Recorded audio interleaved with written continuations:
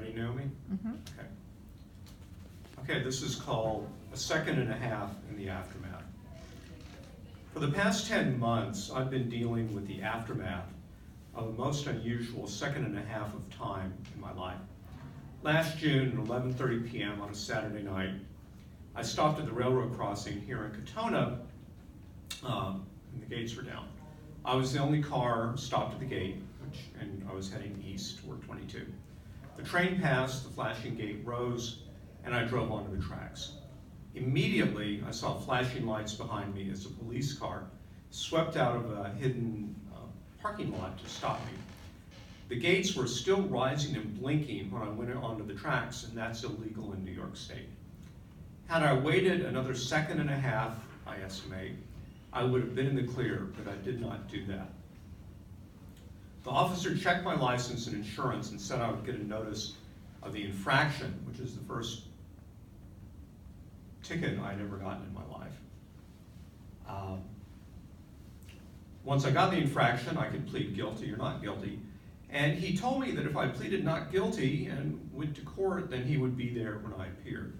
I made a mental note of this. The irony of this moment did not escape me.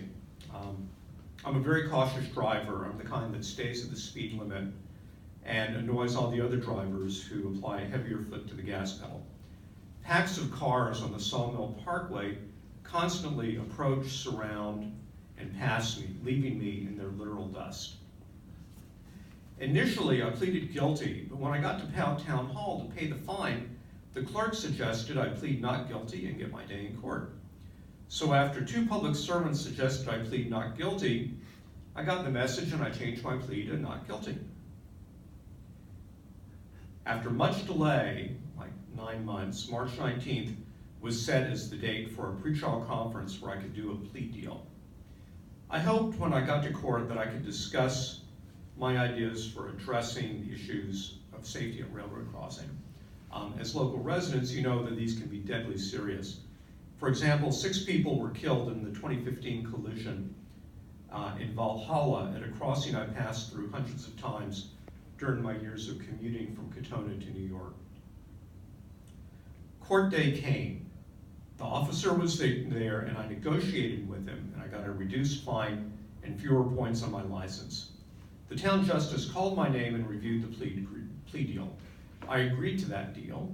I paid $240, a combination of the actual fine and a hefty court fee of around $90. And that was that. But actually, that wasn't that. A brochure about the state's DMV Point Insurance Reduction Program, or PIRP as I like to call it, suggested that I take a driving course to brush up on my skills and reduce the impact of the ticket on my license and insurance. Okay, that sounded good to me, so I signed up for an online course offered by the American Automobile Association. But to sign up, I had to read lists of numbers for voice authentication so that when I logged on, the program could tell that I was the one watching the videos and answering the questions rather than an imposter, which sounds like a pretty good idea for the SATs. Authentication popped on at random points to foil cheating. This caused me all kinds of problems when the system did not recognize my voice, either because I was using a speakerphone or I was using my work laptop headphone, but for some reason, about a third of the time, I got kicked off the system.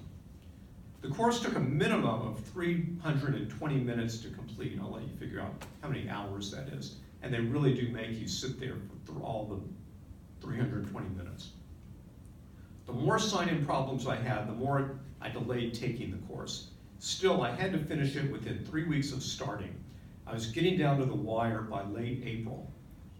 So on Easter Sunday, I closed the door to my home office to keep out the 2 cats who like to skitter across my computer keyboard. I did not want them to step on a button and blow away all my work, which could happen. I vowed to finish the course without stopping, figuring that 2 hours would get me to the checkered flag. I clutched my cell phone at DEFCON 2 state of hyper-alertness, ready to call the toll-free number and slowly and clearly state the rows of numbers within 90 seconds allotted for the voice authentication. And that indeed happened once at the very end of the course. And in fact, no matter how clearly I sounded like Sir John Gielgud reading the numbers, I got booted off and I had to call the number again and plead to get put back on. In fact, that happened. But the good news is I finally finished the course, and thank God for that. A few days later, I got a certificate to show my insurance company in the DMV that I had taken this course. Given all the work I put into it, I think I'm going to frame it and hang it next to my Princeton diploma. So I know you're all wondering what it looks like, and there it is. It's ready to frame it, give it a place of honor for all the work I put into it. So, as promised, the course really did refresh my knowledge of driving. I hadn't had any driving instruction since I took driver's ed in high school in 1974 when I was tooling around town in my mom's 1968 Chevy Impala with the white vinyl roof. So what are some of the things I learned? Well, roundabouts are very strange for Americans, but they should not be scary. In New York, you stop for school buses even if the bus is on the other side of a divided highway, which is something I didn't know. Impaired driving can involve prescription drugs and over-the-counter medicines as much as alcohol and illegal drugs.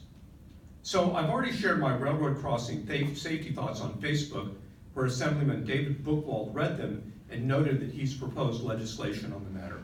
I hope I can encourage drivers to treat railroad crossings with the same instinctive care that drivers now afford school buses when their warning signs are on and flashing. So there's a final note to this story. The Bedford Town Justice who heard my case on March 19th was arrested on April 22nd for driving while intoxicated and resisting arrest, both misdemeanors. He has been relieved of his judicial duties, at least for the time being. Well, I have to say, he treated me fairly, the court treated me fairly, and I wish him well as he tackles the issues that led to this incident. I believe that everybody can learn from their experiences, even if they only last a second and a half. Thank you.